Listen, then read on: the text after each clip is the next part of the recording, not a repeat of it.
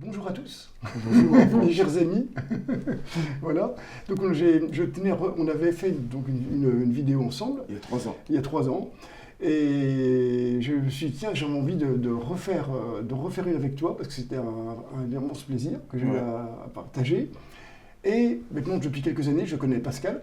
Ouais, On se voit de temps en temps. Bon, t'es pris souvent entre des concerts parce que Pascal est un pianiste international qui joue dans le monde entier et qui fait des spectacles absolument merveilleux à Paris, le pianiste aux 50 doigts et d'autres Ouais, j'ai vu. aussi que tu as vu, ils sont extraordinaires. Un seul. Et pourquoi d'autres personnes auraient voulu se joindre à nous, mais j'ai préféré qu'on soit que uniquement les trois, parce que j'ai trouvé que dans la relation, on a sans jeu de mots un terreau commun. Mm. Vraiment, sa façon de percevoir les choses, les mots avec lesquels les mots qu'on met dessus. Et j'ai envie de savoir, j'ai envie que vous partagiez votre expérience, bon, expérience entre guillemets, par rapport à tout ça. Voilà, je voulais te demander, Joël, qu'est-ce que tu as fait pour en arriver là? Parce que c'est une question que les gens doivent beaucoup se poser. Oui, mais j'ai l'impression d'être dans une mauvaise situation. Moi, qu'est-ce que... Non, je veux dire, d'abord, j'ai cessé de croire qu'il fallait faire quelque chose pour arriver quelque part, quoi. Donc je me suis rendu compte du piège qui consistait à vouloir arriver quelque part, parce que ça partait d'un point de vue de, de, de négation de ce qui est, c'est-à-dire on considère que ce qui est là ne va pas, manque de quelque chose, est incomplet. Alors qu'en réalité, ce qui est là est parfaitement complet. C'est juste les pensées, les croyances qui nous font croire le contraire. Et donc, la pensée, enfin, être là où l'on est, il n'y a aucun effort à faire il n'y a aucun pas à faire pour aller vers là où on est. Il faut juste s'arrêter et notamment s'arrêter de penser, quoi. Pourquoi? Parce que la pensée, elle veut toujours autre chose que ce qui est. La pensée, c'est pas qu'il faille ne pas penser, parce que la pensée est un instrument d'information et d'action, elle est utile, mais utile pour transformer les choses qui doivent être transformées, mais pas pour être. La pensée est complètement inutile. C'est pour ça que lorsqu'on est là, on est dans le silence. On est à la source de la pensée, quelque part. Être là sans rajouter, je suis là. Oui, c'est le piège de la connaissance, quoi. Sans éprouver le besoin de rajouter, je suis là. Ouais, mais Voilà. on a tendance à vouloir s'installer Oui, oui. et à maintenir les choses, et donc à se rabattre sur, sur le vécu pur, sur ce qui est, à créer un double constamment. Mais moi, je vois qu'il y a toujours la tentation en moi, quoi. La pensée intervient. C'est bien, l'état dans lequel tu vis. Oui, il faut le maintenir. Et toi, Pascal, par rapport à la musique, quelle était cette ouverture? Est-ce que la musique a joué un rôle Oui, indubitablement, ça a joué un rôle parce que souvent quand je jouais, j'avais l'impression qu'il n'y avait personne qui jouait. En fait, ça a été un peu un guide au départ quand j'étais adolescent et que je m'intéressais un peu à la spiritualité, en lisant Krishnamurti, en lisant beaucoup de gens. J'avais l'impression qu'il disait quelque chose que je ressentais déjà, mais surtout avec la musique. C'est-à-dire quand je jouais, j'avais l'impression d'être canal, d'être instrument, que ça jouait, pas que je jouais, mais que ça jouait. Et, et petit à petit, je me suis dit, mais au fond, quelle est cette vie à travers nous qui vit et ça m'a fait poser beaucoup de questions sur le qu'est-ce que la musique, il me semble que répondre à cette question, c'est comme ce serait répondre à ça, probablement à toutes les grandes questions existentielles que les philosophes se sont posées à travers les siècles, et aussi révèle une partie vraiment de ce qu'on est. C'est quand même magique et totalement mystérieux, une sorte de certitude mystérieuse qu'est la musique, ou de mystère certain, en fait, je ne sais pas comment on pourrait dire ça, qui fait que quand on joue, il y a quelque chose qui émerge de nous, que la nature souhaite dire à ce moment-là, et nous sommes à la disposition totale, et plus on est à disposition, plus on fusionne avec la musique, et plus on est la musique, et moins on occulte ce qu'elle peut vouloir dire, et que plus finalement, après coup, on se rend compte, parfois on appelle ça chez nous, dans les musiciens, un peu parfois des états de grâce. Les états de grâce, Au départ, on pense que c'est nous qui pouvons aller vers ces états de grâce, mais en fait, c'est que uniquement par un lâcher-prise total qu'on s'aperçoit après coup qu'on était totalement dans cette espèce d'instant, avec la musique qui vibrait, mais aussi notre propre présence vibrant avec cette musique. Donc en fait, ça fait un instant vibratoire unique, d'une émotion sans objet, et ça m'a toujours semblé être la voie à suivre, mais sans pouvoir se dire j'ai été libre, donc maintenant il faut que je sois libre, parce que c'est impossible. On ne peut pas se dire je suis libre, je détends tout, etc. Donc ça va revenir, c'est totalement insaisissable. Et donc ce parallélisme entre ce qui était dit dans les témoignages dits d'éveil et ce que je ressentais dans la musique m'a vraiment beaucoup interpellé. Et au fond, notamment pour aller vers une sorte de lâcher-prise, c'est-à-dire que je ne pouvais pas revivre ça par l'effort et par l'objectif, donc c'était par autre chose que je pouvais le vivre, quelque chose qui ne m'était pas donné de contrôler.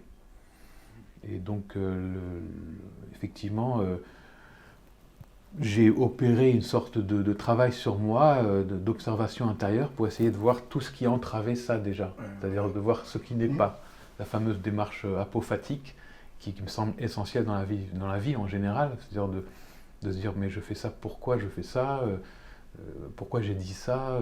Alors en musique ça se caractérisait par, je sais pas moi, déjà physiquement par des tensions particulières au niveau du dos, de la nuque, des bras, etc. Physiquement,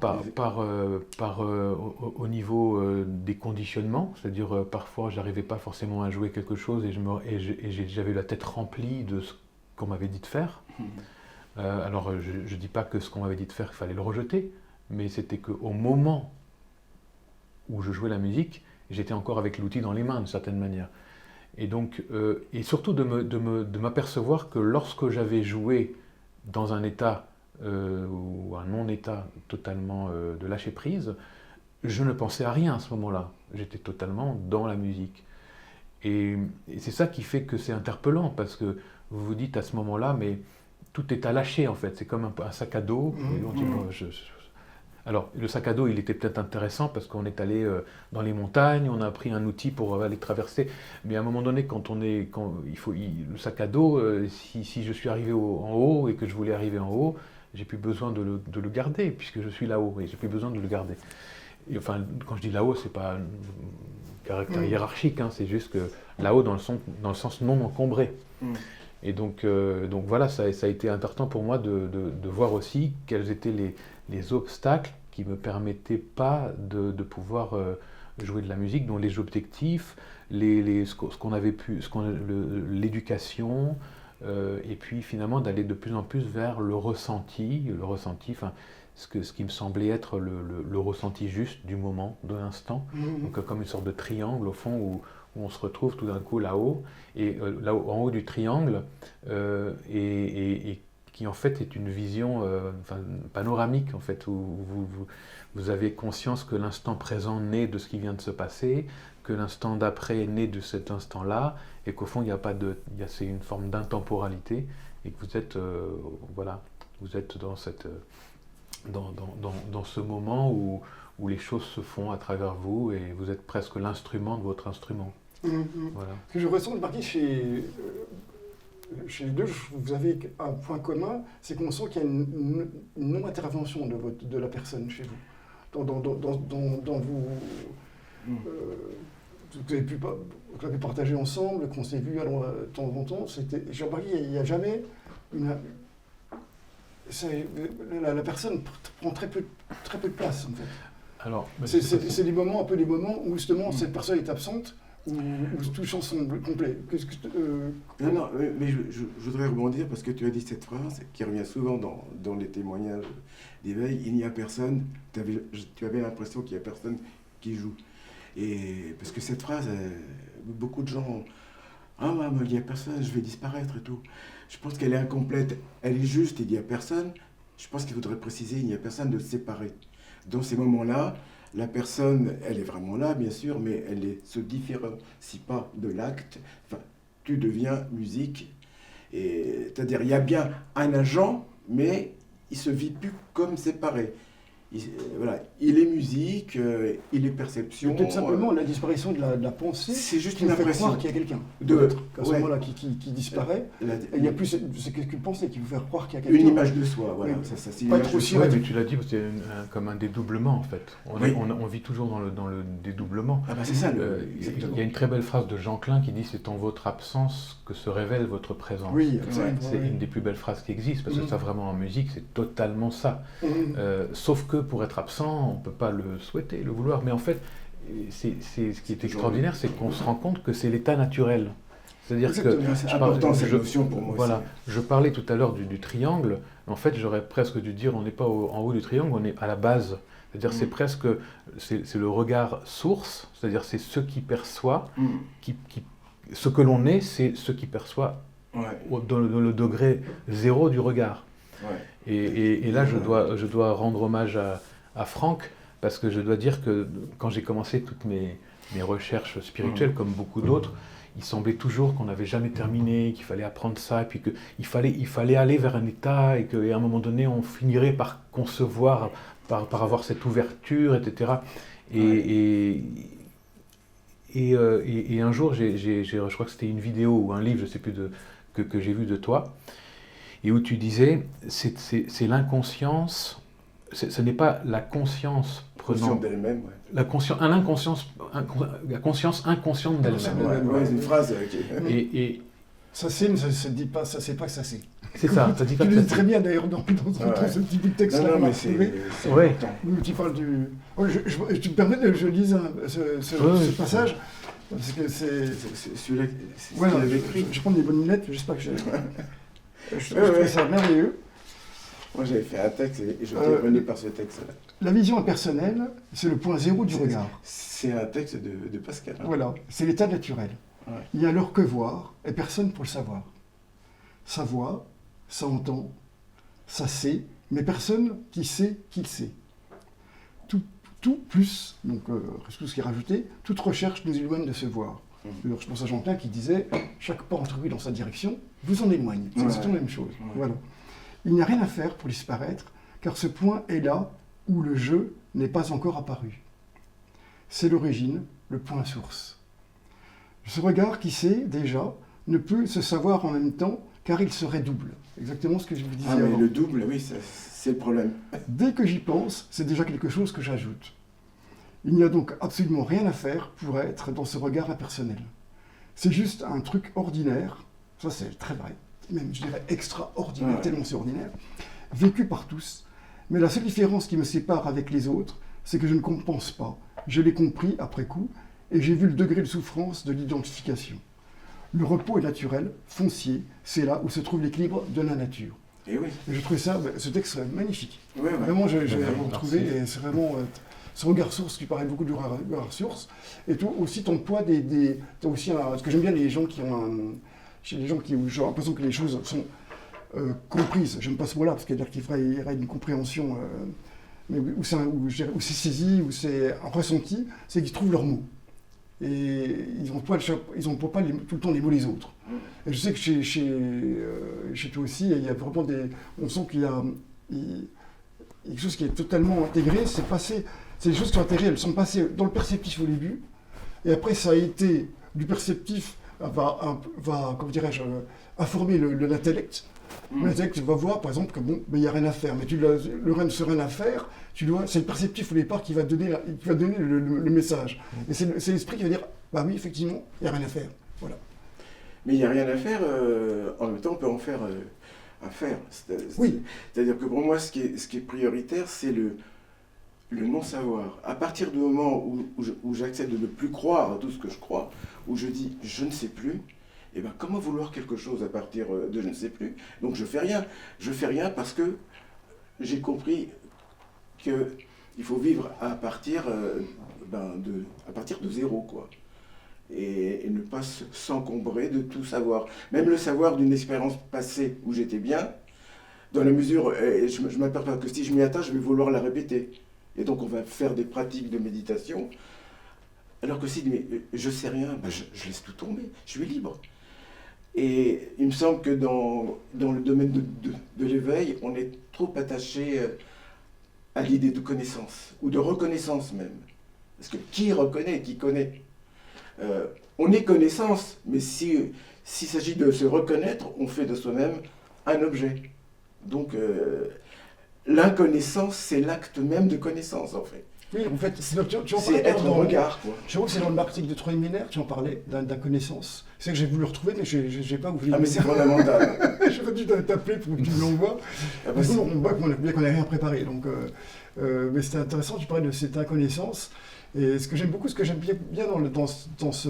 Si je pense toujours à cette phrase Socrate, là, tout ce que je sais, c'est que je ne sais rien. Socrate, ouais. Et Jean Gabin. Oui, qui est magnifique. Ça, je le sais au moins, c'est ça qu'il rajoutait ça. Hein. Ça, au moins, je le sais. Oui, c'est ça. Mais c'est... parce que dans C'est lorsque fondamental. les choses sont en place, si on peut dire, encore avec des guillemets, ce qui est curieux, c'est que cette inconnaissance, normalement, on peut être patient, on peut être impatient, mais à la fois patient. On peut pas être... Il y a toujours son contraire. Mais là, ce qui est extrêmement curieux, c'est qu'on peut être de la totale inconnaissance, et dans cette totale inconnaissance, on sait. C'est ça qui est curieux. Il y a quelque chose qui sait. Et comme tu le dis, ça c'est sans le dire. Oui, C'est-à-dire que ça c'est, Voilà. mais il n'y a pas... tiens, je sais que je le sais. Il n'y a pas... Ouais, Il n'y a pas ce jeu. dédoublement. C'est-à-dire Voilà. ça c'est... Et Mais même quand tu sais rien, quand tu sais absolument plus rien, tu fais fi de toute connaissance, j'oublie tout, ben, il y a ce savoir qui est là. Mais ce n'est pas ton savoir, c'est un... Ouais. c'est presque l'impression d'être vu par des yeux, peut-être par les yeux de la nature. C'est-à-dire, on est vécu par elle en fait. Il y a quelque chose, on n'est plus collé à l'image, à la croyance de ce qu'on croyait être notre identité. Si ça n'existe plus, qu'est-ce qui reste ? Et c'est ça qu'on vient à compenser avant, quand on dit qu'est-ce qu'il faut que je fasse maintenant ? Bon, je vais aller. Alors que s'il n'y a rien, ce rien, qui est souvent considéré comme péjorativement, ce rien, il est un tout extraordinaire. Il est d'une créativité, voilà. parce que justement, il est transparent, donc il est pas. Il se réfère pas à quelque chose, donc c'est toujours neuf. Et vivre avec ça, ça peut être, au début, on peut en avoir peur. Parce que d'abord, moi, je m'appelle Pascal Amoyel, je suis pianiste, je suis machin. Et bon, c'est une chute en arrière, quoi. Déjà, on peut se dire, où je vais là, comme ça. C'est une forme de mort, presque. C'est une forme de mort exactement. Et si on se laisse aller à ça, il faut être pour ça aussi guidé, et guidé, pas tellement dans le sens, à la fois dans le sens du chemin, mais aussi rassuré. Moi, toi, tu m'as rassuré énormément sur ça, parce que quand je venais te voir et que tu me parlais, le seul fait que tu me disais parfois, mais oui, tu vois que c'est possible. Bon, alors je suis pas totalement dans mes nuages, c'est qu'il doit y avoir quelque chose, je dois être dans l'axe là, donc je continue, mais continuer sans se dire, demain je reprends mon truc.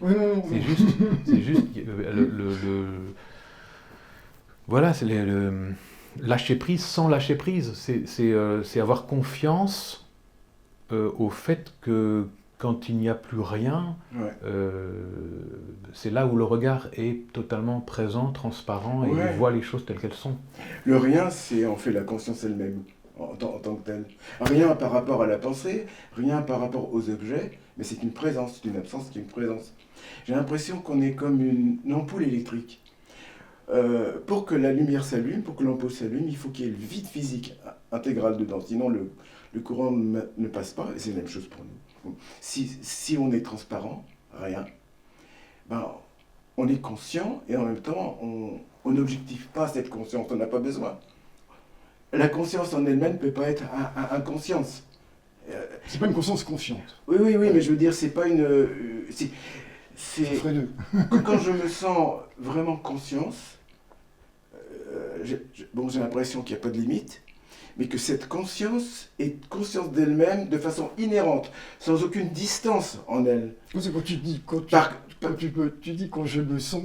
Oui, c'est-à-dire, je me sens être, ou c'est la même chose d'être conscient, et donc tu as le sentiment que cet être ou cette conscience se connaît déjà elle-même et n'a pas besoin que moi j'y rajoute ma conscience. Oui, d'accord. Je n'ai pas besoin de reconnaître l'être, parce que Parce qu'il y a des gens qui considèrent que l'éveil, c'est comme... c'est pratiquer, là, pas pratiquer, mais c'est une conscience d'être.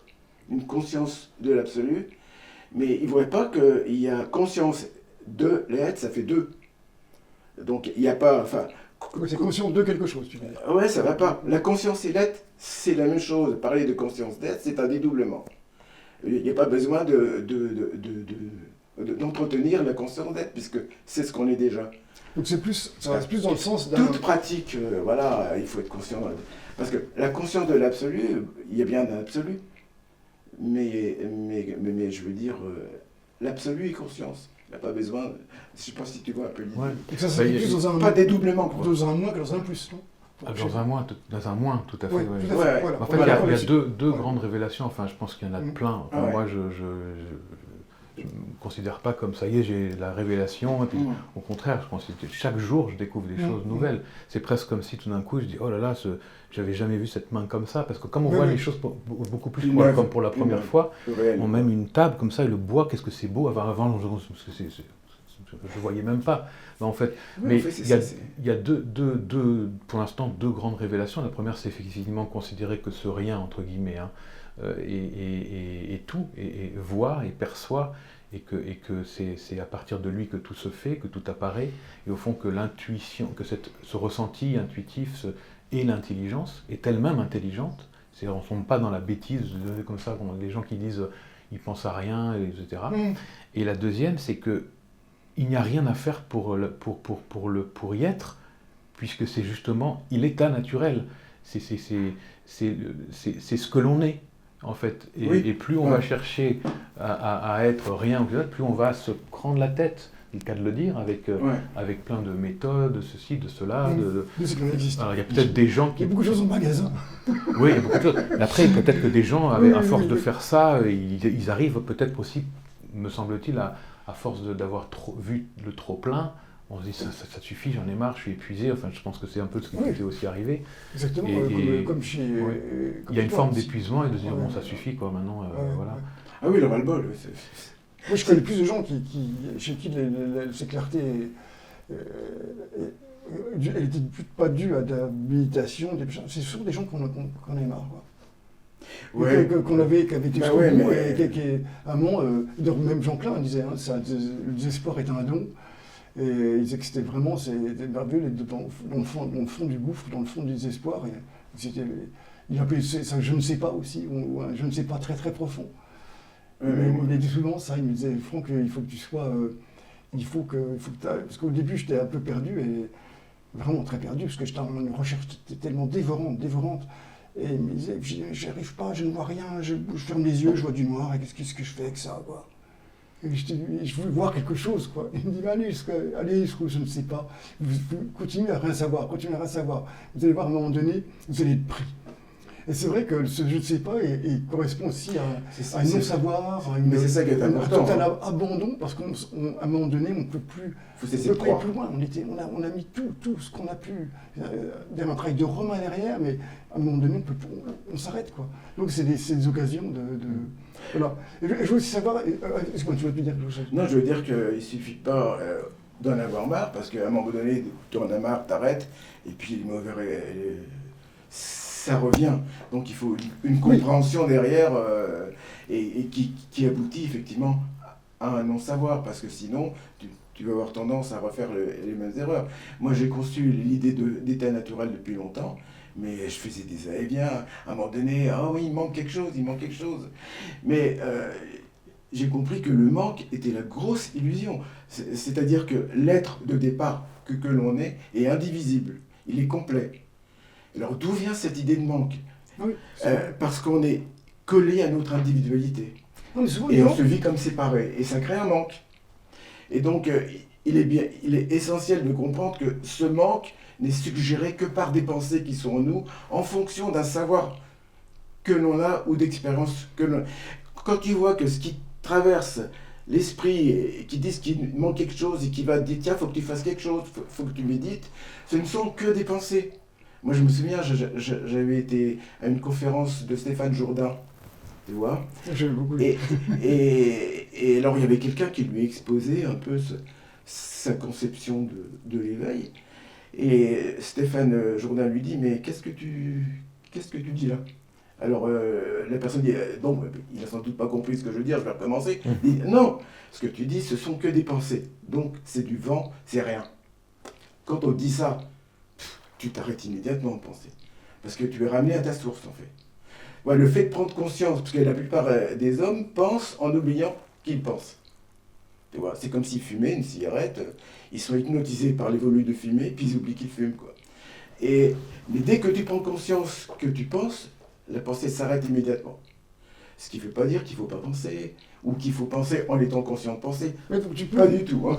Mais je veux dire, le fait de prendre conscience, je pense que j'ai vu quelque chose de toi, ce que tu disais. Tout d'un coup, tu as pris, et ça c'est instantané.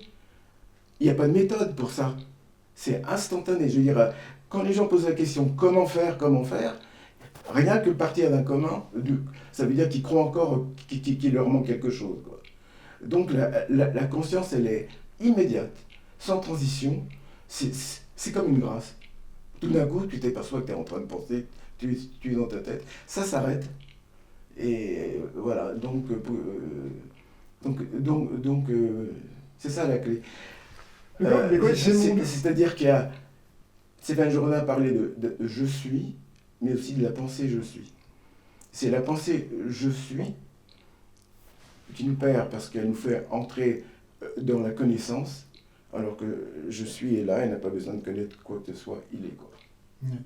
Mais vous avez mon ouverture, vous avez remarqué, est-ce que vous avez remarqué qu'en fait c'est des moments, parce qu'en fait il y a tas de gens qui disent mais de quoi ils parlent là ils ont dû faire beaucoup de méditation, je sais que Franck a beaucoup médité, je sais pas, il lui travaille derrière, quoi.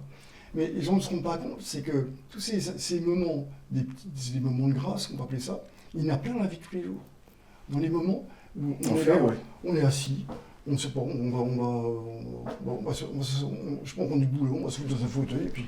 Oui, mais à ce moment-là, tu penses à rien. Qu'est-ce qui se passe? On allait prendre un café un jour, et puis je t'avais dit que moi, parfois, des petits moments d'éveil, c'était quand je prenais un café. Voilà. Je m'apercevais après coup que j'avais été très présent à boire mon café, mais que j'étais pas là quand j'avais bu mon café. Oui, absolument. J'étais pas là. Mais c'est les moments où il n'y a rien. C'est les moments où il y a... Tu peux se dire que ces moments-là, il n'y a pas... Quand je disais pas là, c'est le Il n'y a rien à personnage. chercher, c'est le moment où il n'y a rien à chercher, il n'y a rien à récupérer, il n'y a rien. C'est une espèce de moment, il y a simplement être, ou simplement, oui, être sans dire, sans rajouter je suis, c'est être sans le dire, c'est vraiment ça. Oui, il n'y a rien, c'est complet, il n'y a rien à ajouter, rien, c'est parfait comme c'est. Il y a même sans le dire. Tu n'es pas là en train de te dire, ah là, je vis un truc parfait comme c'est. Même cette idée ne vient même pas. Ça s'appelle la conscience de l'eau. C'est mon grâce. Est-ce que, je ne sais pas si c'est le genre de moment c'est ce que tu exprimes très bien en disant même pas je suis, mais suis, ça me suis. Oui, c'est être quoi. Oui, il y a c'est vraiment de totale complétude, tout est complet, tout est parfait tel que c'est, il n'y a rien à changer. Et à ce moment-là, en fait, il n'y a pas la recherche. La recherche est totalement absente. Oui, la recherche. Le problème, c'est qu'après, le chercheur, une fois qu'il va, les choses vont peut-être un petit peu se déplacer, il y a un changement, il va dire « Oula, attends, j'ai compris un truc. Donc maintenant, là, je vais m'exercer à ne rien faire parce que là, je faisais rien. » Il y a un contrôle. Je vais commencer à m'exercer à ne rien faire. Ça m'énervait complètement de lire il n'y a rien à faire, c'est dans les livres de spiritualité. Il n'y a rien à faire, ça me saoulait. Ah bah ça saoule les gens. Ça fait des années que je cherche un truc, et lui me dit il faut rien faire, alors pourquoi j'ai acheté son livre, enfin tu vois. Je comprends. Mais ça m'exaspérait. Ouais, mais le mien, tu ne les as pas voulu bien envoyer à gueule. Il reste 30 pages. Non, mais Franck, dans ce moment-là, en réalité, c'est que ton attention est relâchée, elle est focalisée sur rien, donc automatiquement. C'est cette belle expression que tu utilisais dans tes livres, tu différenciais l'attention inattentive de l'attention attentive. Oui, non, je disais non attentive. Non attentive ou inattentive. C'est une attention totalement relâchée. Sans objet. En fait, c'est une attention relâchée. Sans objet, donc sans sujet. Je peux très bien porter mon attention sur vous. Ouais. Là, il y a dans beaucoup d'enseignements, il faut porter l'attention. Non, mais elle est spontanée, là. Mais on peut aussi très bien voir qu'on n'a pas besoin de la porter, puisque de toute façon, là, vous êtes là, j'ai aucun effort à faire que vous soyez là, j'ai pas besoin de vous regarder là comme ça. C'est exactement comme en musique, on ne se concentre pas. Voilà. On se concentre pas sur quelque chose. Ouais, absolument. C'est une attention présente, vigilante de tous les instants, mais elle n'est pas contrôlée. Elle n'est pas comment dire, c'est naturel. Elle est au repos. Et tout, Oui, elle est c'est au ça. repos. C'est-à-dire qu'elle est relâchée. C'est pas une attention à quelque chose. Et Ou elle ne alors manque l'attention rien. de, Et il elle manque ne rien. manque rien. Elle ne demande rien. Et Elle tout demande apparaît rien. en elle. C'est ça. Oui, mais Mais elle elle intègre n'apparaît complètement pas. la technique et la musique. Tu maîtrises parfaitement ce que tu vas jouer aussi. Toute la technicité qu'on a à travailler, et elle est énorme, va justement dans le but d'être le plus libre possible pour accueillir ces instants, enfin Oui, même pas bien pour sûr, les oui, accueillir, pour les vivre. Ouais, c'est ça. Donc c'est sûr que si on ne travaille pas beaucoup et qu'on arrive là-dedans, je vais être justement préoccupé par telle et telle chose. Et la nature vibratoire de la musique demande à ce qu'elle puisse opérer de la manière la plus fluide possible.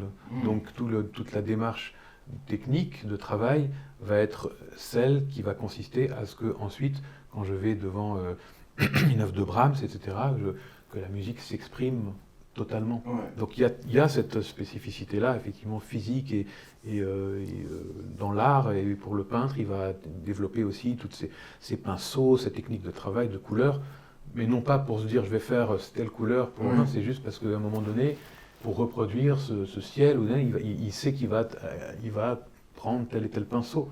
Donc la technicité est reliée aussi à cette source, puisqu'en fait c'est à partir de cette source, et c'est incroyable de se demander pourquoi cette source intervient en nous pour aller vers ça, mais cette source, parce que c'est presque comme si elle nous demandait de faire tout ce travail au préalable pour qu'elle puisse s'exprimer, se concrétiser dans la matérialité, c'est-à-dire l'instrument, nos mains, nos bras et tout le corps, pour peut-être comme une boucle pour se contempler elle-même. Je ne sais pas, après on peut imaginer plein de possibilités. Et d'ailleurs la notion de pourquoi, parfois moi je suis habité par le pourquoi. Alors souvent on dit dans les choses un peu spirituelles, il n'y a plus de pourquoi. Et moi je trouve que ce n'est pas le cas pour moi en tout cas. Pour moi, pourquoi la musique? Pourquoi je fais de la musique? Pourquoi je me lève avec cet enthousiasme? Qu'est-ce qu'elle veut dire? Pourquoi? C'est sous le parce que qui est embêtant. Mais le pourquoi, il n'y a pas de problème en fait. Voilà, pourquoi? Et au final, on est là en train Pourquoi de... c'est une invitation au questionnement. Mais c'est parce que qui est... Oui. Parce qu'on va mettre un mot sur la chose et puis ça va plus. Exactement, et puis de toute façon, c'est tellement énorme, tellement vaste, tellement... qu'on ne peut pas dire pourquoi, et il y a peut-être plein de pourquoi. De facteurs différents, voilà, facteurs différents. Les choses, ouais. Mais en tout cas, ça nous ramène à une humilité d'être simplement porteur de quelque chose, je dirais même pas plus vaste, mais que nous sommes nous-mêmes. Nous sommes cette vastitude en fait, c'est parce que au fond, c'est quand même grâce à ce que je fais que la musique est là. Elle peut avoir besoin d'autres unités biologiques, si je puis dire, pour s'écouter elle-même, peut-être, bien entendu. Mais en tout cas, au moment où je l'interprète, je suis précieux pour ça. Et elle est précieuse pour moi, pour ça aussi.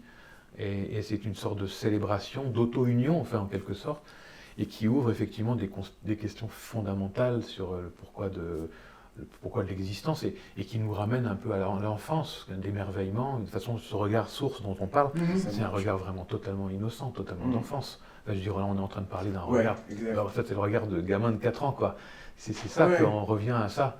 Parce que, non pas qu'on l'ait perdu, on l'a toujours eu, mais on ajoute tellement de choses qu'on oublie qu'on peut regarder comme ça. Et comme on a conscience que le gamin de 4 ans, il n'est pas encore très intelligent, donc on se dit, il faut surtout que j'aille plus loin que lui. Et donc on se met... c'est comme ça que commence la banale histoire du monde. On veut dire qu'il ne peut pas comprendre. Voilà, qu'il ne peut pas comprendre, alors qu'il comprend. On sait que les enfants, ils comprennent un ressenti. Alors qu'il n'y a rien à comprendre. Donc, oui, exactement. C'est faire l'expérience de demander à un enfant de 3 ans, lui dire tiens, pose-toi la question, qui suis-je? Ou bien lui dire des trucs comme ça. Mais je trouve qu'il... Mais c'est possible. Oui, bien sûr. De dualité, exactement.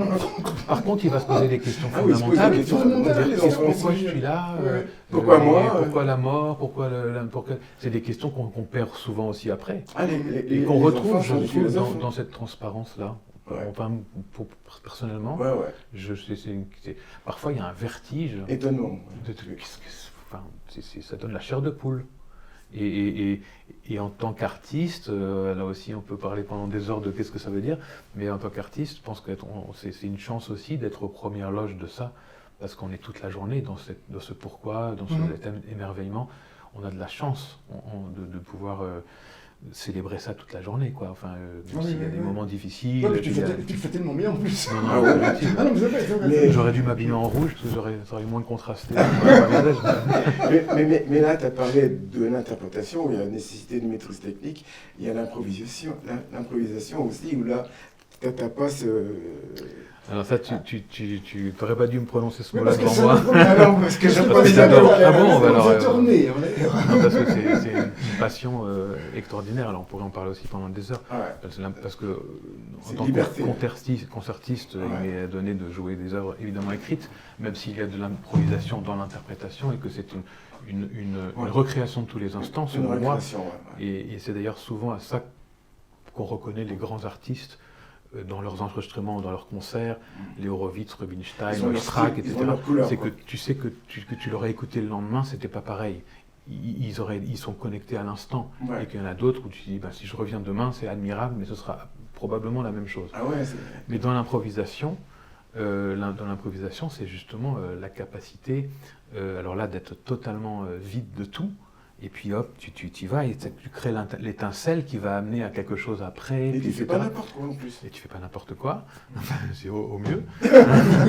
Et puis, et justement, d'ailleurs, moi, je suis enseignant, donc je trouve que l'improvisation devrait être absolument indispensable dans l'apprentissage d'un instrument. C'était le cas autrefois, c'était comme ça. C'était le cas autrefois. Ouais. Quand on allait voir Mozart en concert, on allait voir Mozart improviser. Bach aussi. Bach, etc. Enfin, c'était des gens qui maintenant, bon, après, Franz Liszt a inventé le récital et on a fait une forme à part entière qui s'est beaucoup figée à travers le temps. Mais avant lui, les concerts, c'était plutôt c'est pas moi, une cantatrice qui arrivait, tout d'un coup un pianiste. On n'hésitait pas à applaudir entre les mouvements. Puis après, il y avait un comédien qui venait du musée. Puis ceci, cela. C'était des concerts comme ça avec beaucoup avec beaucoup de passerelles. Et maintenant, on a perdu à notre époque le côté passerelle, le récital de piano, sauf dans le jazz. Mais effectivement, dans ce cas, Beethoven, Liszt, Chopin étaient de furieux jazzmen, parce qu'ils improvisaient tout le temps et que les gens étaient en plus férus de créativité et de nouveauté, et qu'on allait voir ces gens-là pour savoir ce qu'ils allaient dire maintenant, quoi. C'était extraordinaire de pouvoir... C'est incroyable. Et puis d'ailleurs, même... je crois que c'est Fontana qui disait quiconque n'a pas entendu Chopin improviser ne peut pas avoir conscience de son talent. Voilà, et même, je crois on disait même de Beethoven que ses improvisations dépassaient ses sonates, de la teneur spirituelle de ses sonates, dans ses improvisations. Donc on oublie ça. On oublie ça. Mais c'est cette connexion voilà, qui est à la musique, et puis il y a une appropriation aussi, c'est-à-dire que c'est pas simplement bon, je m'écarte, je joue et je m'observe jouer, c'est pas du tout ça, c'est vraiment, on est la musique à l'intérieur, on la vit comme... Et donc tu te surprends toi-même, parce que tu t'attends pas à ce que tu vas faire. Voilà, et surprends dans tous les sens du terme, parfois très désagréablement, parce que parfois ça marche pas, mais c'est beau aussi, parfois tu te dis... les pauvres, ceux qui m'ont écouté là, c'est franchement, j'aurais pas été mais à leur place. Mais parfois, tu as l'état de grâce où tu te dis, qu'est-ce qui s'est passé, quoi. Et ça, je parle de l'improvisation parce que c'est ça qui est beau aussi, c'est que tu rentres c'est grisant parce que c'est quelque chose qu'on n'a plus trop l'habitude de faire dans le cadre de nos concerts. Je fais ça parfois avec Dimitri Saroglou dans des duels d'improvisation ou parfois tout seul aussi. Et c'est sans filet, quoi. On arrive et puis ça peut être interactif avec le public et faites ça et c'est la grâce du moment, quoi. C'est pas grave si on n'est pas dans l'axe.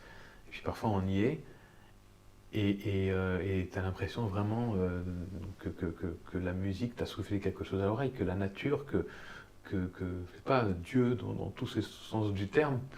C'est pas la question de Dieu au sens bien entendu religieux, mais plutôt la nature, l'énergie, la force, peu importe comment on dit, quelque chose te souffle à l'oreille. La vie même, est-ce que la vie même la vie même, exactement, la vie même. Et c'est la boucle, parce que c'est ce que tu es, donc c'est comme si tu te parlais à toi-même, enfin, en fait. C'est la même chose pour les peintres, la peinture, quoi. C'est vraiment la vie aussi que... je voudrais revenir à ce que tu disais,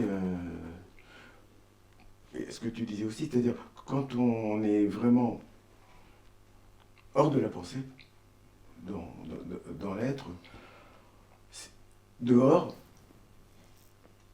ce qui est intéressant, on est intéressé par le fait même que les choses sont, que les gens sont, sans jugement. On est étonné du réel, quoi. Le réel devient beaucoup plus réel, mais à condition que l'esprit ne soit pas focalisé. C'est-à-dire que, moi je ressens une distinction totale entre penser et percevoir. J'ai besoin de penser, je pense. Et puis, et si je pense pas, ben je regarde. Et il n'y a pas de séparation à ce moment-là. Mais la sélection, elle peut être aussi entre perceptif et discursif, par exemple. Ce que je, Oui. ce que je soulève dans le bouquin, Ouais. c'est la différence qu'il y a. Tu peux pas à la fois ressentir la sensation de la chaise et penser en même temps. C'est-à-dire qu'en fait, c'est vraiment deux mondes, si on peut dire, totalement différents. Et c'est vrai que toi, la musique, c'est totalement dans la perception, c'est le perceptif qui fonctionne. Que tu puisses après. Mais c'est vraiment, au départ, c'est uniquement la perception. Quoi. C'est ça qu'on peut. Souvent, les gens me demandent mais comment faire pour moins penser alors, ils veulent. Et je leur dis mais des fois, mais il suffit, tu vas te promener, au lieu de te promener. Au lieu parce que c'est marrant, la marche par exemple, qu'on va marcher, moi quand j'ai besoin de réfléchir à quelque chose, un truc qui est important, ben, je sors et je vais marcher. Parce que la marche, ça fait tourner la pensée, c'est la pensée à venir. Je vais faire un tour, voilà, je vais faire un tour et hop, l'idée vient. Voilà. Et aussi, dans le contraire, on peut très bien marcher, mais il suffit de sentir l'association des pieds avec le sol, la pensée n'existe pas. Oui. Il n'y a que l'association des pieds. Et là-haut, Ouais, c'est totalement relâché. D'où les exercices de pleine conscience. Ils essaient de revenir au sensoriel. Mais moi, j'ai l'impression que quand on fait ça, on s'attaque aux symptômes, simplement. C'est-à-dire, on peut effectivement calmer la pensée. On peut aussi boire un verre de whisky ou se droguer. Enfin, je veux dire, on ne s'attaque pas à la cause. Derrière ce bavardage, il y a des idées fausses, plein de dualités, plein de jugements qui fait qu'on tourne rond. Il y a surtout la croyance en un moi séparé. Et à partir de là, tant que l'on se croit un individu séparé, ça va engendrer toutes les pensées, etc. Donc il faut voir que la cause, se surprendre en tant que moi, en tant que moi. Je vais méditer, mais qui veut méditer ? Je vais m'apercevoir que c'est une pensée qui est un jugement déjà. Et si on arrive à percevoir le méditant, l'observateur, il se dissout immédiatement et on est dans la méditation la plus naturelle qui soit. Quoi. Donc c'est important, je ne sais pas si tu... Oui, de voir la cause. Déjà, effectivement, le fait de voir que l'on peut voir ses pensées. Oui. Déjà, c'est-à-dire que tu peux observer une pensée. Donc, au moment où tu l'observes, tu n'es pas dans la pensée. Donc, tu te dis, je ne suis pas la pensée, du coup. C'est pas moi. Ouais, voilà, c'est ça. Et donc, comment l'œil peut-il se voir lui-même ? Parce que je le vois, donc je ne le suis pas. Et puis, voir aussi qu'il y a plein de moments, en fait, où on ne pense pas naturellement. Et parce que souvent, probablement qu'on pense plus... Non, on pense moins que ce qu'on croit dans la journée, on pense qu'on pense tout le temps, mais ça se trouve, on compense les moments où on ne pense pas, on les compense par la pensée, justement, qu'on a pu penser. Donc, en fait, on ne pense... C'est le moment dont je parlais tout à l'heure, où il y a des moments où il n'y a rien à chercher, rien à trouver, rien à récupérer. Et puis là, les gens, ils vont prendre leur portable parce qu'il y a cette espèce de vide qui, maintenant, il faut le remplir par quelque chose, quoi. Exactement. Alors que ces moments-là sont merveilleux. Exactement. Et puis de voir que ça s'est fait quand même tout seul. Et puis il me semble aussi que c'est un peu la démarche de Maharshi, sachez qui vous êtes et qui suis-je. Parce que quand on voit, quand on voit de manière tellement flagrante, tellement comme disait Krishnamurti, toute vérité est éternelle. Je pense dans le sens où quand on voit quelque chose, on ne peut plus retourner en arrière. Si l'on l'a vu, c'est bon, j'ai plus besoin de savoir qu'on me le redise ou que c'est vu. Et donc quand on voit, le jour où on voit que ce qu'on est c'est pas ça, c'est l'avant, Ouais. et que on l'a vu, quelque part, je pense qu'il n'y a plus de problème avec la pensée, Oui. parce qu'on peut plus se laisser prendre par elle. Oui, Parce voilà. que quand Ou elle est là, alors, on la voit forcément. Il peut y avoir des moments, bien sûr, on a où, besoin de penser, c'est un outil. bien sûr, mais je parle de la pensée, comme tu disais tout à l'heure, égotique, celle qui est reliée au moi, qui dit, Ouais. je ne parle pas à la pensée, faut que je parte tout à l'heure. Non, c'est fonctionnel, ça. Voilà. Ouais. Mais l'illusion, en fait, d'un moi, c'est cette pensée liée à l'illusion d'un moi, Individuel. voilà, on ne peut plus vraiment se laisser prendre par elle, et du coup, elle revient pas vraiment. Oui, Parce que même si elle revient, elle est... Enfin, elle est vite vue. parce que elle est vite vue, mais pas Ouais. volontairement. Mais quand tu disais, exemple, quand tu disais tout à l'heure dans le texte que j'avais lu, tu disais ça voit, ça entend, ça sait, mais personne qui sait, qui le sait. Oui, il n'y a pas Ouais. de retour, quoi. Il n'y a pas de retournement. C'est l'état fondamental, source, le regard. C'est le regard, en fait. C'est regard source, ou peu importe, regard clair, ou peu importe comment on le dit. À ce moment-là, il n'y a pas de dédoublement, il n'y a pas je sais que je pense, il n'y a pas le plus. Donc c'est effectivement un moins. Mais le moins, pas en disant il faut que j'enlève ce truc, faut que j'enlève ce truc. C'est que quand il a été vu que ce que je suis et ce par quoi je regarde et ce regard source, c'est ce que je suis vraiment fondamentalement et pas ce que je croyais être. Mon métier, je suis pianiste, je suis ceci, je suis brun, je suis machin. C'est ça, un truc vibrato, enfin qui vit, quoi, qui est la vie vivant à travers nous, la vie qui se vit, ou ce que je suis, quoi. Ben, ce qui provient après dans ce regard, c'est très bien, mais tu le considères plus comme la vérité, en fait. C'est juste ça. Et du coup, c'est ça qui permet, me semble-t-il, de lâcher la pensée. Et pas par quelque chose où... parce que moi aussi, je parlais aux autres, il faut comment faire pour ne plus penser. Mais à partir du moment où tu prends conscience de cette nature que tu es, qui pense. ça n'a plus prise, en fait. C'est presque... Tu peux sourire, même parfois, il m'arrive des pensées, je souris. Je dis, qu'est-ce que c'est que ce truc qui me vient? Et parce qu'il y a aussi encore des peurs, ou des manques, ou des choses aussi, des mauvaises nouvelles, des inquiétudes, tout ça. Enfin, je veux dire, je suis pas... c'est là. Mais ça, d'abord, ça a beaucoup moins de prise, parce que c'est plus là, c'est loin, Voilà. enfin c'est plus loin en tout cas. Et puis aussi parce que voilà,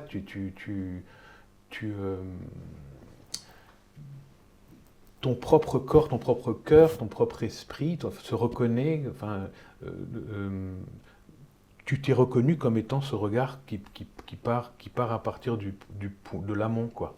Donc, c'est comme ça que je peux l'expliquer. Du coup, le reste, à moins, même je dirais presque, ça peut peut-être choquer, mais autant la vie est extrêmement précieuse, mais elle a moins d'importance. Oui, elle est relativisée. Elle est relativisée. Oui, la vie a moins d'importance. Parce que la peur de la mort, elle n'existe pas. Non, c'est une pensée. Plus pour mes proches, tout ça, oui, mais pas pour moi. Et c'est la reconnaissance, le succès. Enfin, je dis pas que tant mieux si demain on me lance des tomates demain soir à mon concert, je vais pas te dire je suis content, c'est pas ça que je veux dire. Et puis on a envie de faire les choses bien, du mieux qu'on peut, mais ça n'a pas d'importance. La vie elle-même a moins d'importance, paradoxalement. Je sais pas si ça te dit quelque chose. Oui, tout à fait. À ce moment-là, tu sais que tu es quand tu sais, je vais pas dire que tu sais que tu es dans ton état naturel, parce qu'il y a c'est, il y a ton, tu sais qu'il y a état naturel à ce moment-là. Tu sais que Qu'il y a état naturel, état avec entre guillemets. Oui, c'est ce que tu parles de cette. T'as pas employé le mot arrière-plan, mais je sais pas ce que tu emploies comme mot. Ouais. Non, parfois après coup, je me dis que j'ai passé 1 heure à être totalement présent, etc. Puis tout d'un coup, il y a quelque chose qui revient maintenant, et je me dis ça. Mais au moment où ça se passe, pas vraiment, non. Il n'y a pas de quelqu'un qui se dit tiens, je suis présent à ça. Non, mais tu l'es présent. Mais de je fait. suis. Ouais, et c'est comme pour la musique. Ouais. Je le suis totalement à ce moment-là. Il y a pas. Parce que Je peux ne pas l'être, Ouais. mais je le vois, je le sais. Parfois, il y a des concerts, je joue et puis me vient une pensée. Et je sais que si je me laisse emporter par elle, je Tu pars déconnectes. totalement. C'est la Ouais. poussière qui va venir. Ouais, il faut tomber. Ah oui. Là. Donc à ce moment-là, la seule chose que j'ai trouvée, c'est d'écouter ce que je suis en train de faire, de me replonger dans la musique. Donc ça peut toujours arriver. Puis la pensée, en plus, à ce moment-là, elle peut être convoquée par plein d'éléments extérieurs qui viennent rompre le fil de la musique, comme, c'est pas moi, du bruit dans la salle, une œuvre qui est vraiment difficile, que tu n'as pas forcément envie de jouer à ce moment-là, parce que voilà, parfois on joue des œuvres aussi qu'on s'est donné à jouer depuis 2 ans et il faut les jouer maintenant, mais tu n'as plus envie ou tu es sur d'autres choses. Ou parfois quand tu fais des séries dans un soir, dans un théâtre, tu n'as pas envie, tu es fatigué, tu as autre chose, tu vois. Donc à ce moment-là, il y a plein de trucs qui arrivent, parce que la pensée, c'est souvent aussi, comme tu le disais, un manque c'est une volonté aussi de compenser l'instant qui n'est pas suffisant, qui n'est pas. À ce moment-là, ça devient. Il faut faire autre chose parce que c'est pas. Compensation. Voilà, donc il peut arriver à ce moment-là que je vois les pensées arriver en disant mais je préférerais franchement être dans un bon bain moussant que devant une salle avec 2000 personnes, ça peut m'arriver. À ce moment-là, il n'y a que la musique qui me permet l'écoute de la musique dans l'instant qui me permet de me reconnecter. Il y a une phrase guide chez moi et qui m'a beaucoup aidé, c'est « Le soi n'est pas au bout du regard, il est le regard ». Et ça ne veut pas dire qu'il faille reconnaître que le regard est soi, parce qu'à ce moment-là, on le met de façon très subtile au bout du regard. C'est pour ça que je comprends la phrase de Ramana « Qui suis-je ?» Ça veut dire que la réponse à la question est la question elle-même. Parce que dès que tu te dis « Qui suis-je ?» en fait, automatiquement, tu deviens regard. Mais il n'y a pas à regarder au bout du regard. Il n'y a rien à chercher. Mais dans le fond, Ouais, non, c'est à peu près ça. C'est pour ça que c'est utile, cette question. Mais il n'y a pas de réponse. Ouais. L'extraction, c'est comme l'extraction du qui, de qui suis-je, quand même, c'est vraiment le qui. Oui, ce que tu dis, ouais. Il n'y a plus le qui. C'est lui qui crée. Il n'y a plus le qui. Mais si je peux me permettre, j'aimerais parler de quelque chose parce que je pense, je veux dire, à ceux qui sont dans une recherche à partir de Nisargadatta. Ce qu'il propose, c'est ce que son maître lui-même lui a demandé, c'est de se concentrer, de mettre au premier plan, de se focaliser sur le sentiment « je suis », sur la connaissance « je suis ». Et je me suis demandé, et donc beaucoup ce qui fait qu'on va développer cette pratique qu'on a eue, conscience de la conscience, etc. Tout ça. D'être conscient. Ouais, ou alors conscience de la présence, mais ça revient à ça, ou conscience d'être. Je me suis demandé, mais pourquoi? Et en fait, je vois ça comme un processus de purification, parce que, bon, ça, on voit que c'est un dédoublement, c'est un mode réflexif, mais l'état ordinaire lui-même, l'égocentrisme, c'est aussi un mode réflexif. C'est-à-dire, la personne tourne sur elle-même, se préoccupe d'elle-même, se regarde d'elle-même, et en tant qu'ego, en tant que personnage. Et donc, à cause de ça, le sentiment du je suis est mélangé avec le personnage. Il est impur. Donc, j'ai vu ce processus de méditation comme une manière de décoller donc le sentiment d'identité je suis un tel, je suis cela, etc. Et donc, c'est un travail de purification. Et à un moment donné, quand on se rend compte que finalement il y a encore de la dualité là-dedans, on est deux, à un moment donné, peut-être qu'on va en prendre conscience et on va abandonner ça. Et c'est à ce moment-là qu'il y a plongé dans l'absolu, comme dit Nisargadatta. L'absolu, ça serait donc l'un, c'est-à-dire l'absence de distinction mentale, de concept. C'est pour ça que je le vois comme simplement la non-pensée. Dès qu'on dépasse la pensée, on est dans l'absolu. Parce que ce qui n'est pas absolu, par exemple, je regarde une bouteille, tiens, j'ai soif. Ou alors, tiens, d'où elle vient cette bouteille? La pensée, elle réfère toujours les choses, tu vois, voilà. Mais si je regarde la bouteille telle qu'elle est, à la limite, j'élimine toute distance. Et là, je suis dans l'absolu. Comme disait La Pascal, pensée réfère par rapport toujours aux à un pensées, autre, quoi. Pascal, tu disais tout à l'heure par rapport aux pensées, tu sais que tu as une pensée, tu sais que tu es en train de penser. Mais c'est pareil, en fait là, tu peux, si tu t'invites à être conscient d'être conscient, qu'on voit dans beaucoup de... Enfin, ben, il y a quelque chose qui le voit, ça. Que tu es en train de faire ensemble, je suis en train de m'exercer, être conscient, être conscient. Et c'est ce qui le sait, c'est ce que nous sommes. C'est ce qui sait que nous sommes assis ici, ce qui sait, mais c'est ce qui sait, c'est ce que nous sommes, mais sans à nous-mêmes pour être dedans. C'est ça qui est paradoxal. C'est qu'il n'y a pas de tout. En fait, pour ça, tous ces techniques, elles ne font qu'en fait, grossir le sens du moi, parce que c'est le moi qui va essayer de progresser dans chaque jour, Alors justement, un peu plus. Et alors, en fait, ce que tu disais, c'est très juste. Dans la conséquence, en fait, spécialement si tu regardes cette bouteille, le reflet de cette bouteille ou l'eau, à un moment donné, s'il n'y a pas le moi dedans, s'il n'y a pas la pensée, tu deviens presque ça. Enfin, tu deviens, c'est un regard presque tactile, comme si tu étais, ou quand tu regardes dehors, c'est pas un enfant qui joue, un oiseau qui passe, où tu vois dans le ciel tout d'un coup un oiseau qui passe, tu te rends compte après coup que tu l'as vu et tu étais lui, enfin je sais pas comment expliquer ça, mais parce qu'il n'y a pas de distance. Il y a une inversion de se produire, où en fait, comment dire, les choses, au lieu de porter le regard, bien sûr le regard peut se porter sur les choses, tout à l'heure j'ai cherché ta phrase, mon regard se porter sur les choses, mais en revanche il peut avoir de manière naturelle, quand l'attention est totalement relâchée, il y a une inversion qui se produit, c'est des choses qui apparaissent dans le regard. Simplement, le regard qui ne regarde rien en fait, qui ne se porte sur rien. Et personne ne regarde non plus. Oui, il ne se porte sur rien, il ne regarde rien. Il est simplement, et lui n'apparaît jamais parce qu'il est là avant et après toute apparition. Il a tout le temps été là, ce regard. Les choses apparaissent, et c'est ça, cette inversion, il n'y a plus ça, mais simplement ça. Mais c'est pas ça comme ça, c'est relâchement. Mais un regard totalement neutre, parce qu'en fait, il ne va pas se porter sur les choses. Il va être totalement... Il est, simplement, il est.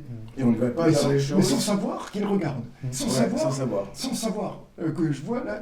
Il y a pas sans conscience de... Voilà. On ne va pas dire ce regard, je suis conscient, il y a Pascal qui est là, et non. C'est quoi. C'est point. Et on ne va plus vers les choses, c'est les choses qui viennent à soi. La simplicité, même, enfin, il n'y a pas plus simple, c'est plus intime que l'intime, il n'y a rien à en dire en fait. C'est être sans dire. Voilà. C'est tellement ordinaire. Ordinaire. Mais enfin, voilà, on parle de quelque chose, c'est comme si je sais pas, c'est parler de on doit même pas en parler, quoi, en fait, en gros. Voilà. Sauf qu'on peut en parler de tout ce qui vient interférer sur ça. On peut parler de ça, mais de ça, on ne peut pas parler. Et en plus, ça n'apporte rien. Oui, c'est ça. Ça fait plaisir. Non. Ça n'apporte rien. Il y a une forme de jouissance, quand même. Il y a une forme de jouissance. Oui, mais ça, c'est encore une fois... Tu ne pars pas avec un... Ouais, c'est moi. Non, oui. C'est pour ça que... Tous les petits moments de grâce, mais il y a des moments de compréhension dont on a conscience. Mais après, il n'y a pas quelque chose qu'on a gagné, effectivement. Au contraire, on a perdu. Oui, on a perdu. Néanmoins, c'est pas quelque chose qui s'atteint, quelque chose qui s'éteint. Oui, c'est exactement ça. Parce que c'est qu'on va atteindre. Je dirais que l'artiste, on dit toujours l'artiste a quelque chose en plus. Pour moi, il n'a pas quelque chose en plus, il a quelque chose en moins, l'artiste. Oui, c'est ce que tu dis aussi. Il a quelque chose en moins, c'est-à-dire qu'il a une sorte de barrière en moins, ce qui le rend totalement transparent à toute chose. On peut se traverser de toutes parts. Il n'a pas de barrière. Pour moi, c'est plus ça, plutôt qu'il a un truc en plein talent en plus. Non, le seul talent qu'il a, c'est probablement d'avoir vu, je ne sais pas par quel moyen ou quel talent inné, peut-être, ou acquis, parfois, ce qui allait faire en sorte qu'il n'arrive pas, d'avoir mis de côté les choses qui ne lui permettraient pas de faire ce pourquoi il est appelé à faire.